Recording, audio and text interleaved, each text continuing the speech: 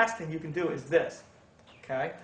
One of the things I always show my students, if I go like this and have him take a good strong stance, and he tries to push, and I tell him to push with his arm straight in and his fist, and I would tell him to push from the fist forward, okay? He can hold that in. He can actually push me backwards. But if I tell him, bring his elbow out a little bit, that brings it to his shoulder, and he'll go backwards because of that. The same thing as if he would have raised his shoulders in this case, where if we go like this, and we can see it on the shoulder here, if he tries to hold that position here like this, okay, if I push into his body, push back, push shoulders down, yeah, there you go, like that. Now he has good holding structure because everything's aligned, okay? But if he raises his shoulders, even the slightest, his body will go backwards. That's because he's letting energy go towards the shoulder, and the shoulder cannot hold pressure. The function of the shoulder is designed to hold pressure by resistance. However, it's not a strong force to resist. It's not like your chest muscle, your back muscle has big muscles. Your shoulder hangs on a hinge, and it doesn't have a connection between bones like our knees and our hips and our elbows do. Okay? It's not a hinge joint. It actually just sits, and it's held by tendons and muscles. Okay? So it can easily pop. So we don't want to put energy on our shoulders for that reason. Yes, it's used, but no, it's not the source in which we put energy from.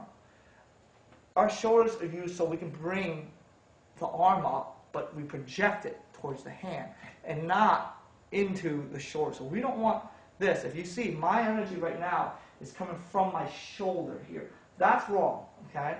We want to take it from the wrist and turn it so the arm can come up. One of the reasons why we got to avoid the shoulders is if a guy punches, okay, or I'll punch him, and he bombs it, okay? If he bombs it the right way, okay, the energy will come from this impact point where the contact is, and it's going to convert, because of the rolling, the twisting he does, it's going to convert the energy down and underneath and bring it up the form. So if I punch him hard, it will roll the energy. However, if he does it through the shoulder, okay, and he bombs it through the shoulder, where the strength comes from here, or the source of energy comes from here, his arm will have to push. The problem with that is, if you're a skilled fighter and you can feel energy draw back, instead of having to fight it, we can pop the shoulder out of socket. Okay? If he puts a lot of force and we feel his shoulder pushing back at us from this position, and we feel a guy driving that force where we feel overwhelmed, why fight it? Why not just absorb the energy, turn it to what we call, do the seesaw technique where we give but we take on the other end. Here we connect, pop the shoulder right out of socket. Okay?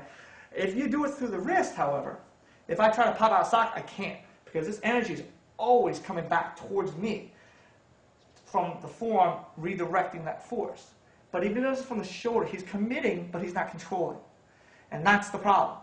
Here, at least he can control the energy, left, right, up, down, based on what I'm doing. So no matter what, if he does it through his wrist, he can stick with me. But if he does it through his shoulders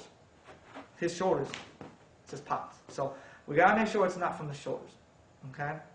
It's from the wrist. Okay? Some of the techniques that we do because of this control, if you were to throw a punch at me, okay, when we connect to the opponent's arm in this way, we can go from underneath, which is what we see very common. Okay? However, because we can spiral as he punches, we can also send the energy from over top. Okay? So let's do it again because you can probably see it in there. So when we do this, see how I connect? Notice how I can turn the energy. And now because of that, I can take it. We can also punch. Because of the energy, we can cross bomb. So even if you punch harder, see? Notice how my hand just clips from the wrist. So he punches. But you notice, even if he didn't punch hard or whatever, my hand stays right where it is. See?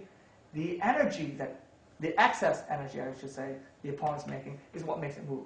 If his energy wasn't too strong, now it's like this, and I had a strong energy, it would be like that, and then I could just grab him. But if it was excessive, then I would absorb him while grabbing him.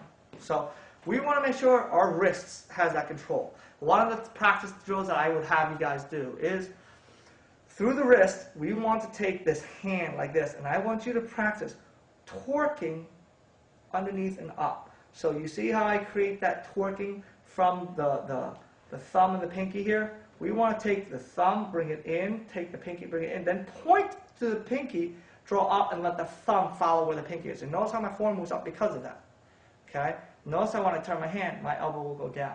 And if you do this experiment with an opponent, we can sit there and say, look, keep your elbow down, okay? Don't move your elbow up. As I twist the wrist, what makes it go up? The turn of the wrist. He can also do it through the shoulder. Do it again. But see, if he turns it and his wrist doesn't really lead, it's going back here and it's going to crumble that point. But if we can keep the energy to the wrist, even if I push, because the energy is there, like I said, we can control that point. So very important, we want to learn to keep the energy forward from the contact point, wherever it is. We want to draw the energy to the source of the wrist, and we want to use that wrist to do it. So if I'm going like this, I push. As long as he keeps the energy in his wrist, he can keep that structural control. If you strain through the shoulder, anytime you feel a strain in the shoulder, that's you fighting back from the shoulders. So you got to be careful not to do that. It takes practice.